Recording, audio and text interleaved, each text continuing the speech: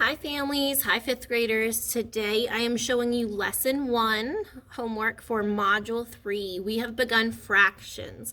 And today's lesson and pretty much this whole week we're going to be looking at equivalent fractions. So basically finding fractions that may have different numbers but are actually the same amount. They are equal. So today we are looking at a visual representation of how this looks, and as we keep going into the module we're going to be getting rid of the visual where we're drawing and shading in things, and eventually we're going to get to the point where we can just do it with the numbers.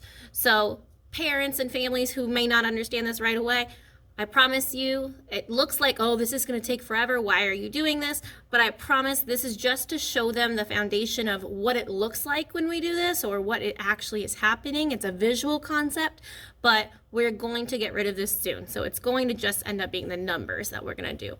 This is just to kind of help get them there. So we're going to do number 1.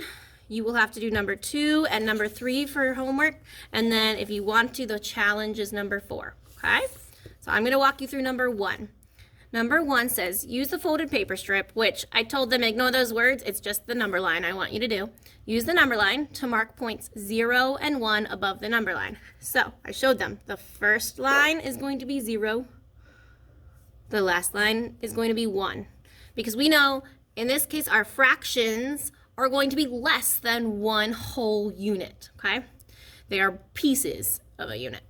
So in this case, it says above the, or under the number line, below it, we're going to be marking where 0/3, 1/3, 2/3, and 3/3 would be located on this number line.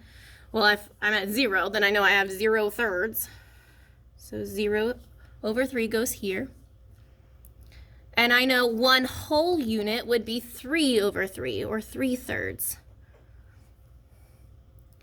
Now in between here, I need to find out where 1/3 and 2/3 would be. So I told them today, if this is one whole piece of chocolate bar, I'm going to need to split it into 3 sections. So I'm going to kind of think, okay, the middle would be about here. So I'm going to have one section maybe here and one section there. So that would be one section here, one section here, one section here. So there's 3 sections. So I have 0/3 on the first line. Here's going to be 1/3. 2/3, and then the 3/3 for the whole line. Okay, that's all you have to do at the beginning. That's just showing us so we can remember the order of the fractions and to kind of think in our heads about how big 1/3, 2/3, and then 3/3 would be. Now down here is where we're going to figure out some equivalent fractions, fractions that are the same amount as 1/3.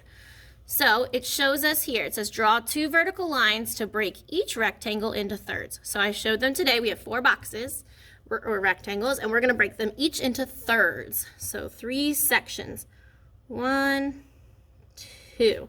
2 lines is what you need to draw inside, and that leaves me with 1, 2, 3 sections there. So 3 bars inside. And I'm going to do that for each one.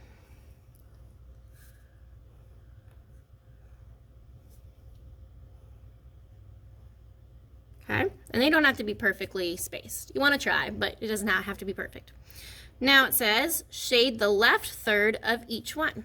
So I'm going to use a pencil for this, and I'm going to shade this in because we are shading in 1/3. So this gives us that visual representation. We can see what 1/3 looks like in each and every one of these.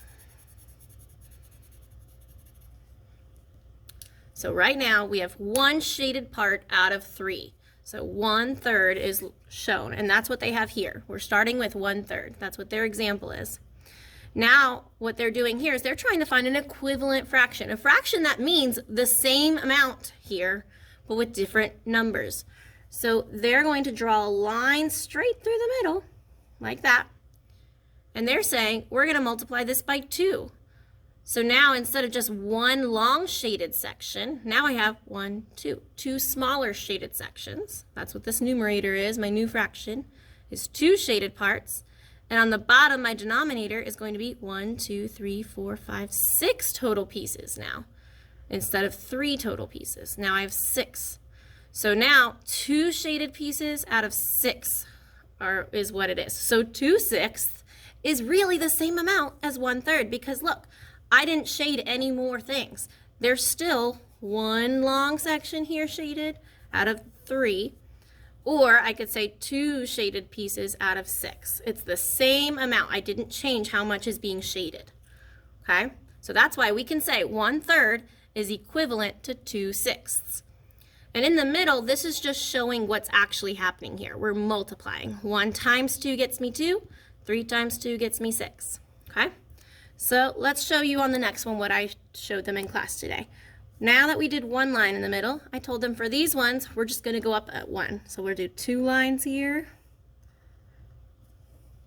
Then we'll try 3 lines on this one. Multiply by more. And we'll try 4 lines on this one. And they aren't perfectly spaced, but that's okay. Oh wait, 1, 2, 3, 4. There we go, that's a little better. Mr. Kimball to... Sorry, Mr. Kimball was doing an announcement. Okay, so we're here. We're going to do the same thing. We're going to set it up the same way. 1/3 is what we started with. And then we started to kind of chop it up into smaller pieces. And so really, we can have a new fraction that means the same.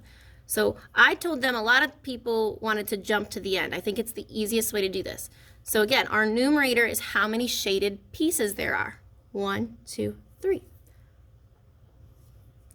Our new denominator here is going to be how many pieces total are in this rectangle now.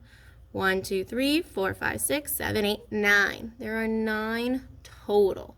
So my new fraction that's equivalent to 1/3 is 3/9. These are the same because it's the same amount shaded. Now in the middle here, we're just going to do how much this was multiplied by. 1 times 3 got me 3. And 3 times 3 is going to get me 9. Because we talked in class that whatever we do to the numerator up top, we have to do to the bottom. So times 3 and times 3. So this part, whenever you get to the middle part, should always have the same number you're multiplying by up top and on the bottom. So let's look at the next one.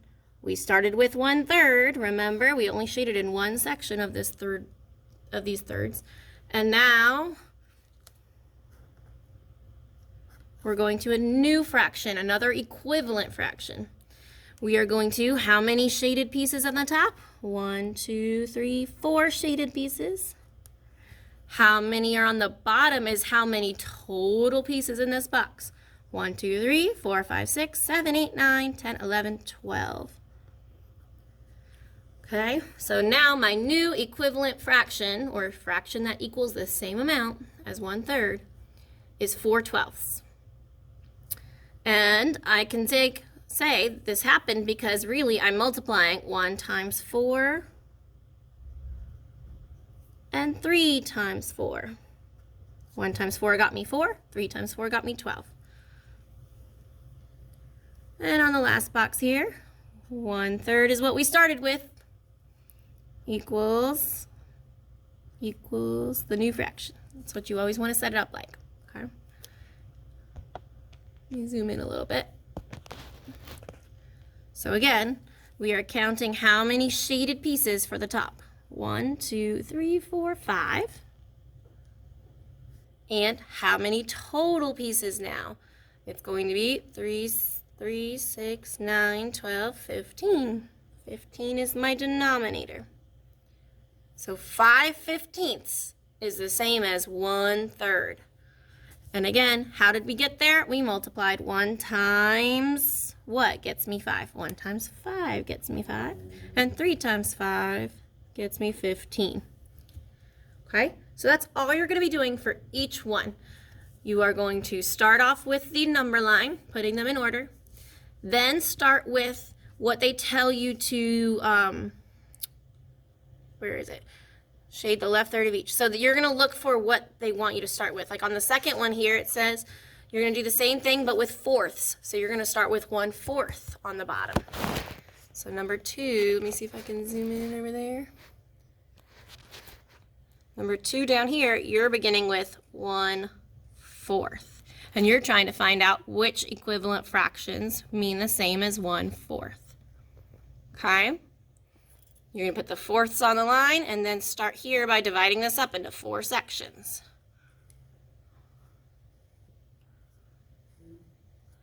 And then coloring in one of them.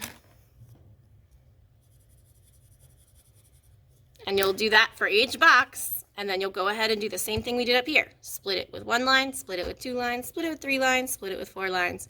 You could split it with as many lines as you want, or in other words, you could be multiplying it times any number you wanted, and you would get a new equivalent fraction. I just showed them doing it this way is the easiest way. All right, same thing on the next page for number 3, except this time you gotta be careful. It says continue the pattern with 4/5. So again, on the number line, you're going to do your fifths. On the boxes below, when you're finding the equivalent fractions, you are starting with 4/5. So you need to divide this into 5 sections. So that means 4 lines. Okay, and then coloring in how many? It said 4/5. 4 are going to be shaded in. 1, 2, 3, 4. And you're going to find out what equivalent fractions are equal to 4/5. So again, split it with 1 line, do the same thing over here, split it with 2 lines, do the same thing here, split it with 3 lines, and do the same thing here and split it with 4 lines. Same thing at the bottom, okay? Set it up with 4/5 as your starting fraction each time. All right, good luck, and I will see you tomorrow. Bye.